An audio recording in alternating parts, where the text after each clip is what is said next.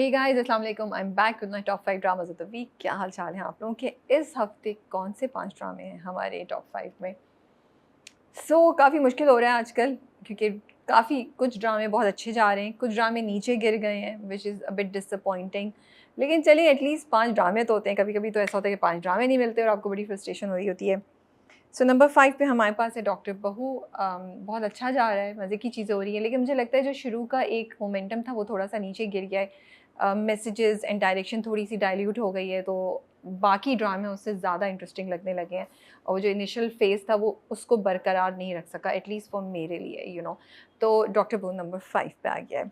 Number 4 पे हमारे पास है एक मोहब्बत और despite having a good and interesting script there are things that are happening which compromise the good things in the drama, and I don't know why they have been let go of in production and in editing.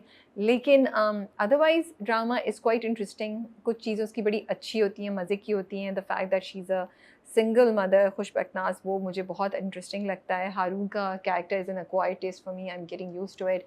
लेकिन drama अच्छा है। Again इस ड्रामे के साथ भी यही है कि बाकी ड्रामे इससे ज़्यादा स्ट्रॉन्ग हो रहे हैं, so it's come down to number 4। Number 3 पे हमारे पास है राजा लंदन का। ये ड्रामा नीचे था और ये ड्रामा एकदम से नंबर 3 पे आया है क्योंकि इस हफ्ते ड्रामा काफ़ी इंटरेस्टिंग था। उसमें बहुत मज़े की चीज़ें हुईं, अनएक्सपेक्टेड ट्विस्ट एंड टर्न्स थे, एक्शन बहुत ज़बरदस्त था और कैरेक्टर्स की डेवलपमेंट हुई, मज़े की चीज़ें हुईं। आप बोर नहीं हो रहे थे, तो मैं बड़ी खुश थी बिकॉज़ जब ड्रामा स्टार्ट हुआ था तो मेरी बड़ी उम्मीदें थी ड्रामे से। फिर ड्रामा बीच में मेरे लिए नीचे चला गया, लेकिन इस हफ्ते ड्रामे ने ऐसे डाइव किया है and it has gone up for me. I really feel very excited watching it because हमें बड़ा फ़िल्मी टच जो है ना वो नज़र आता है। ऐसा लगता है कि फ़िल्में तो वैसे भी हमारी कम ही बनती हैं, तो अगर हमें ये ड्रामों में नज़र आ रहा है तो मैं तो बहुत एन्जॉय कर रही हूँ। Fight scenes are really really good to watch and I I like it, I enjoy it. इतने लंबे भी नहीं होते कि आप बोर हो जाएँ, अच्छे से कोरियोग्राफ किए हुए हैं तो इंटरेस्टिंग होते हैं। प्लस आदिल और राजा की जो जोड़ी बनी वो तो मैं बिल्कुल एक्सपेक्ट नहीं करी थी। तो बड़ा एक टिपिकल आपका ना होता है, आप नारा लगाएँ, आप हीरोज़ के लिए आप हेलो हाय बोलें, जीवे बोलें या कि यस जीत हो गई, वो ऐसा कुछ बोलें जैसे फ़िल्मों में होता है। तो वो बिल्कुल आपके फीलिंग आ रही थी कि जलसे में पहुँच गया आदिल और राजा उसको लेकर आया तो वो बड़ा इंटरेस्टिंग ट्विस्ट था। फिर अब अगले हफ्ते की एपिसोड्स का जो प्रोमो है वो मुझे देख के थोड़ा डर लग रहा है कि क्या राजा और अब आदिल एक-दूसरे के अगेंस्ट खड़े होने वाले हैं? What's gonna happen? नंबर 2 पे जाने से पहले करेंगे हम बेस्ट डायरेक्टर व्हिच इज़ फजर रज़ा फॉर राजा लंदन का। I really like the effort that he is put in, the way he has used the lighting, the cinematography is really good. उन्होंने पूरा सेट लगाने की जो एफर्ट की है, जो एंगल्स लिए हैं, वो मुझे बहुत अच्छे लगते हैं। एंड समर, अमीमा, ज़ावियार तीनों को एक बहुत डिफरेंट लाइट में प्रेज़ेंट कर रहे हैं। The attention to detail is very nice. एक ड्रामा आप देख रहे हैं, आपको फ़िल्मी टच भी मिलता है, रोमांस भी मिलता है, आपको एक्शन भी मिलता है थोड़ा-थोड़ा और बड़े अच्छे से वो सब जेल इन हुआ हुआ है। तो मुझे तो इस हफ़्ते उनकी डायरेक्शन बहुत अच्छी लगी। I really enjoyed it. I felt कि उन्होंने तीनों कैरेक्टर्स ने जब सेकंड स्टेप लेना था उसको भी बड़े से अच्छे से दिखाया। आदिल और राजा की जो बॉन्डिंग बनी वो बड़े अच्छे से दिखाई उन्होंने और कैरेक्टर्स को ना एक वाइब दे दी है जो आप कैरेक्टर्स के साथ कनेक्ट हो गए। आप सिर्फ़ कैरेक्टर्स को एज़ कैरेक्टर्स नहीं देख रहे, यू आर नाउ इन्वेस्टेड कि अच्छा अब आदिल और राजा का क्या होगा? अमीमा का क्या, सॉरी अमीमा कह रही हूँ, रानिया का क्या होगा? तो मुझे ये सब चीज़ें बड़ी अच्छी लग रही हैं एंड ही मेक श्योर कि एपिसोड्स में ना कहीं न कहीं इमोशनल टच आ रहा हो, चाहे वो माँ के थ्रू आए, चाहे वो रानिया और राजा के रिलेशनशिप के थ्रू आए या वो रानिया की अपनी माँ ना होने की वजह से आए, कहीं न कहीं वो चीज़ें आती रहें।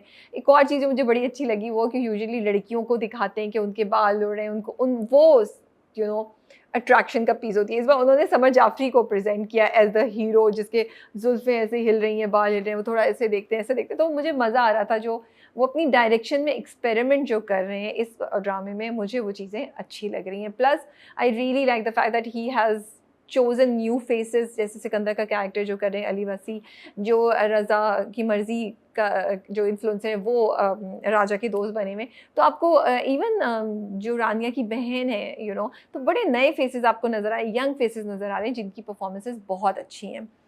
नंबर 2 पे हमारे पास है बस तेरा साथ हो। बस तेरा साथ हो बड़े मज़े का हो रहा है एंड आई लाइक इट कि अब उसमें ना सिर्फ़ कहानी की ट्विस्ट एंड टर्न्स नहीं है, अब इमोशंस भी हैं और आप देखिए फ़िज़िकल फ़िज़िकल अब्यूज़ नहीं, सॉरी, फिज़िकल अब्यूज़ भी है, इस बार ताया मारते हैं अनस को, बट मेंटल और इमोशनल अब्यूज़ और मैनिपुलेशन की बात हो रही है, which I am loving it, and इतने अच्छे तरीके से दिखाया है। देन इनहेरिटेंस की बात हो रही है, सच और गलत की बात हो रही है, रिश्तेदारों में क्या आप हमेशा सच्चाई को छोड़ के गलत का साथ देते हैं बिकॉज़ वो आपके रिलेटिव्स हैं। फिर अनस और अनसा की मोहब्बत जिस तरह चल रही है, तो वो सब देख के बहुत मज़ा आ रहा है। I am really enjoying this drama, you know, and it's a comfort watch for me definitely. Number 1 पे जाने से पहले करेंगे best actor male and female. Best actor male goes to Danyal Zafar this week as Sarbuland in Zanjeerein. I think उन्होंने बड़ी अच्छी performance दी, specially वो जो एक्शन सीन था, मुझे तो बड़ा मज़ा आया। क्या उन्होंने एक्शन दिखाया, ये इधर से वो मुड़े, नीचे गिरे, फिर यू नो, और उसका एंगल भी बहुत अच्छा लिया हुआ था। दानियाल की ये बात है कि वो कैरेक्टर को ना, this is a character that he could have done in a very light hearted way, but he is not. He has kept the depth and integrity of the character intact. So we see the vulnerability of Sarbulan. At the same time, we see a depth in Sarbulan's character जो change हुआ है from the Sarbulan जो बिल्कुल हल्का फुल्का रहता था, light hearted रहता था, you know, happy go lucky रहता था, to the Sarbulan who is, जिसके शोल्डर्स हैवी हैं विद द फैक्ट कि उसका भाई मर गया है, उसके ऊपर सारी रिस्पॉन्सिबिलिटी है, वो ढूंढ नहीं पा रहा अपने भाई के कातिल को। अब शेरबानो भी चली गई है, रबिया, मुदस्सिर अलहदा चला गया, रबिया आ गई है, यू नो।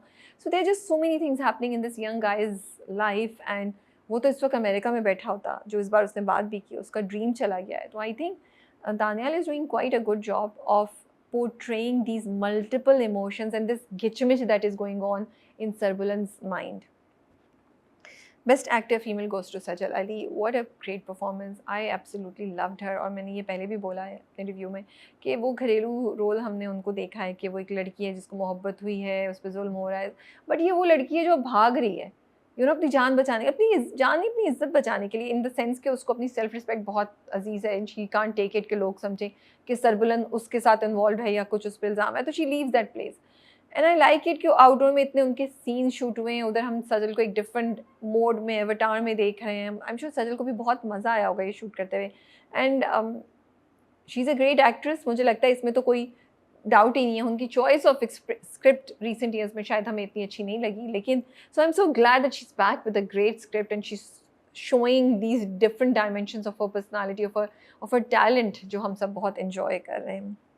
नंबर 1 पे हमारे पास जंजीरें हैं, the drama that is making us so emotional. हम इन्वेस्टेड हैं, हम हर वक्त गेस करते रहते हैं कि क्या होगा, किस कैरेक्टर के साथ। कैरेक्टर्स की जो लेयर्स हुई हुई हैं और हर लेयर उतरती जा रही है, वो बड़ा मज़ा आ रहा है देख के। तो these are my top 5 dramas of the week. आप बताएं आपके टॉप 5 में कौन कौन से ड्रामे हैं। टेक केयर, अल्लाह हाफिज़।